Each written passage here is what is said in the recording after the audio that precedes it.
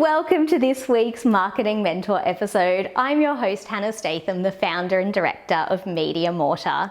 In today's episode, I want to focus not so much on what to do, but what not to do. And I want to focus on what not to do if you're doing paid advertising for an event. So recently we were asked to speak at a conference on this very topic, and we got so many questions and great feedback. I thought I'll summarize a couple of the key points that we presented on. So if you're running an event and you're thinking of going into paid advertising, these are some of the what not to do's. Okay, so the first one and the biggest barrier to your success with any sort of paid media when it comes to an event is not getting your tickets online soon enough.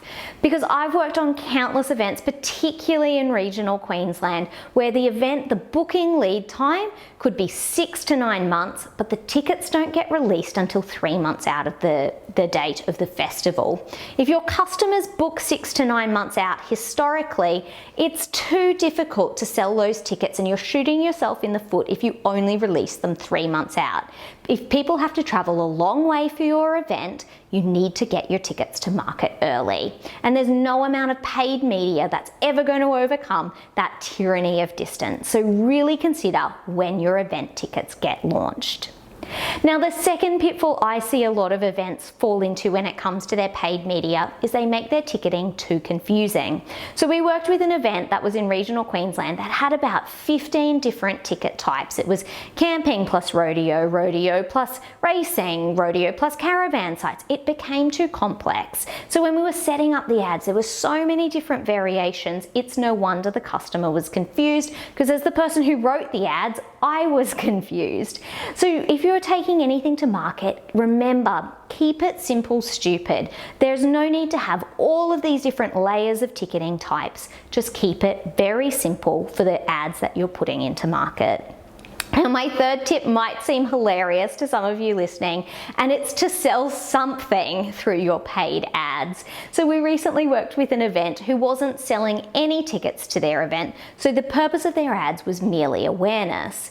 But anything to do with events, and I find it so perplexing not to sell a ticket, even if the ticket is very, very low cost, knowing how many people are going to come through your gate is your only gauge as an event coordinator to things like catering, to things like your amenities. You need to know how many people are expected, and the only way to do that is when you're doing a paid ad campaign, is to sell something at the other side. So have some form of ticketing to be able to do that. So if you're contemplating doing paid ads for your event, please do it when you have a ticket to sell, because it gives the ad something to be able to do. Otherwise, it's just awareness, which awareness is great, and 90% of advertising is just awareness, but it's not able to tell you anything. And what my understanding of working with event coordinators from all over Australia is everyone will want to know what that conversion is, but you can't convert what you cannot sell.